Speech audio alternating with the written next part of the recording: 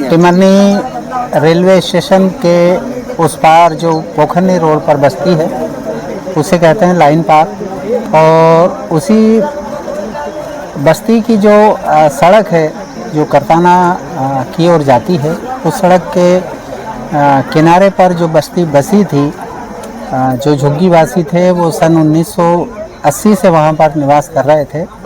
आहिस्ता उनको पट्टे भी मिले थे। अब चूँकि वहाँ ओवर ब्रिज बन रहा है, ओवर ब्रिज बनने से रेलवे क्रॉसिंग गेट की समस्या हमेशा के लिए ख़त्म हो जाएगी और उस ओर आवागमन में नागरिकों को सुविधा मिलेगी। इसी विषय को लेकर हम टिमरनी नगर परिषद के पूर्व अध्यक्ष वरिष्ठ कांग्रेस लीडर सुभाष जायसवाल से चर्चा करने जा रहे हैं। सुभाष जी, आप बताएंगे कि कितने लोग वहाँ पर निवासरत थे और कब से थे, और पट्टे वगैरह की उनकी क्या स्थिति रही और अब क्या स्थिति बनने जा रही है? देखिए, पोखरनी रोड जो रेलवे ओवरब्रिज बन रहा है वहाँ पर सन 1980 से सड़क किनारे लगभग 25 से 30 परिवार झोपड़ी बनाकर रहते थे और सन 1980 से 1984 के बीच उनको शासन ने पट्टे भी दिए थे। और मैं जब नगर परिषद अध्यक्ष था, हमने उस समय उन्हें घरों में शौचालय भी बनाकर दिए थे। चूँकि ब्रिज बनने के कारण वो लोग अतिक्रमण में आ गए थे, तो हमने पिछले दिनों हमारी जो वार्ड की पार्षद हैं बहन मीना नागरे और हम सब लोगों ने मिलकर प्रशासन से, माननीय एसडीएम महोदय से मिले थे कि इन्हें, चूँकि सन 1980 से ये पट्टे की ज़मीन पर रह रहे हैं, तो इन्हें यहाँ हटाने से पहले इनके लिए कोई वैकल्पिक व्यवस्था की जाए। तो हमें इस बात की खुशी है कि हमें उस समय माननीय एसडीएम महोदय ने आश्वासन दिया, और आश्वासन दिया ही नहीं, उन्होंने उसको कार्य रूप में भी परिणित किया।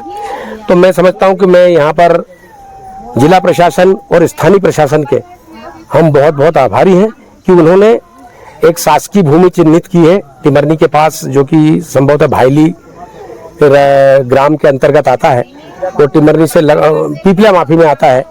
और यहाँ पर करीबन 30-35 परिवारों को, जो वास्तविक रूप से जिनके पास भूमि नहीं थी और जो पट्टे की ज़मीन में ही रह रहे थे, जो वास्तविक गरीब थे, उनको यहाँ पर प्रशासन ने आज ज़मीन आवंटित की है। और मैं समझता हूँ कि ये उन गरीब परिवारों के लिए आज प्रशासन ने बहुत ही अच्छा कदम उठाया है।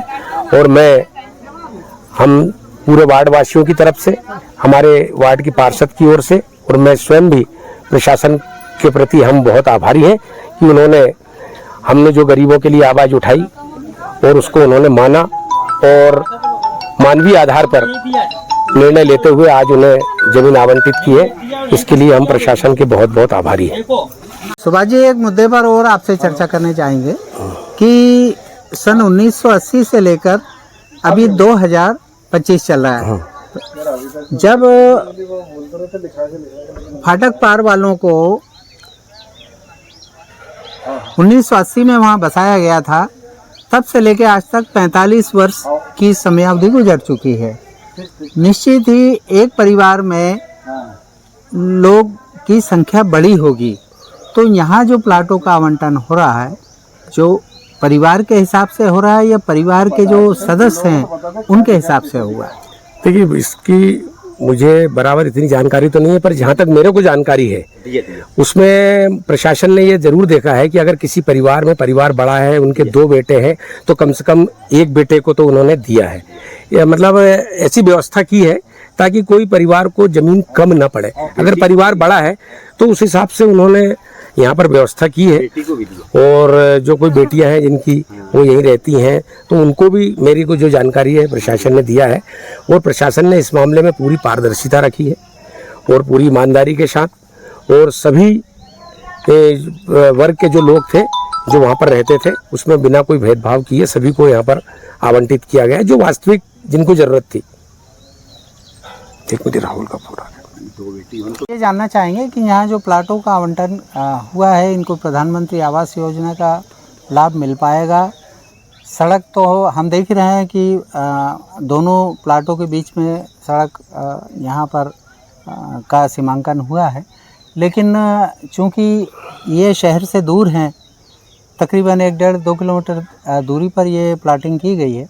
तो यहाँ पेयजल की व्यवस्था, बिजली की व्यवस्था, ये सब प्रशासनिक स्तर से कुछ आपको मालूम हुआ है कि ये सुविधाएं यहाँ के जो निवास करने वाले लोग रहेंगे उनको ये उपलब्ध हो पाएगी?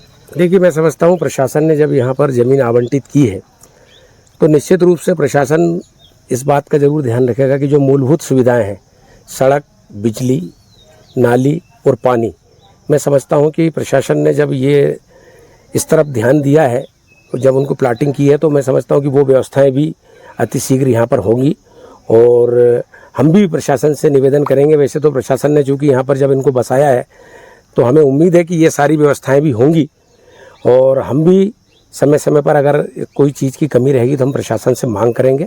और प्रशासन का रवैया सकारात्मक है गरीब परिवारों के प्रति, और मैं समझता हूँ कि ये सारी सुविधाएं प्रशासन अपने स्तर से मुहैया कराएंगे, ये हमें पूरी उम्मीद है। समाज सेवा में भी और समाज सेवा के साथ खेलों में भी हमेशा अपनी सक्रिय भूमिका निभाने वाले टिमरनी नगर के राजेंद्र भाई, जो रेलवे क्रॉसिंग गेट के उस पार रहते हैं, आज ये पार्षद प्रतिनिधि की भूमिका में हैं। तो ये जो विस्थापित लोग हैं, उन लोगों के लिए आपकी भी महती भूमिका रही है।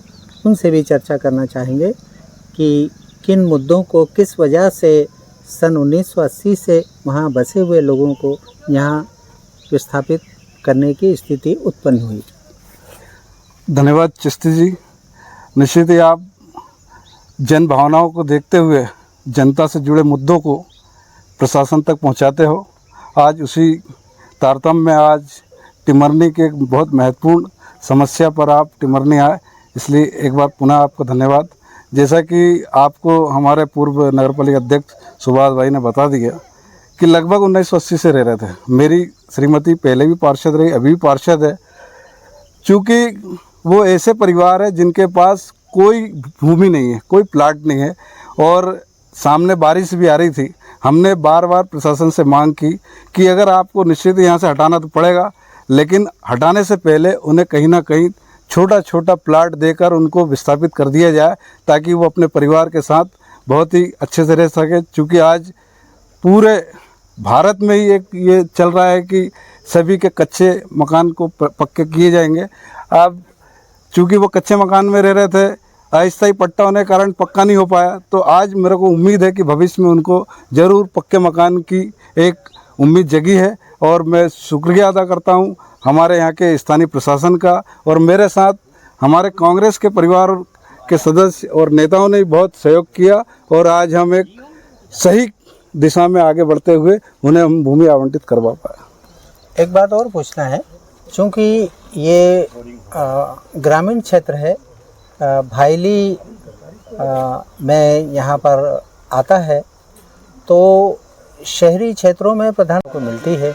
अब चूँकि ये ग्रामीण शहर से हटकर ग्रामीण क्षेत्र में इनकी बसाहट हो रही है, जिसमें मात्र 1,35,000 रुपये की राशि प्रधानमंत्री ग्रामीण आवास योजना के अंतर्गत हितग्राहियों को मिलती है, तो ऐसे में कैसी स्थिति इनके सामने उत्पन्न होगी?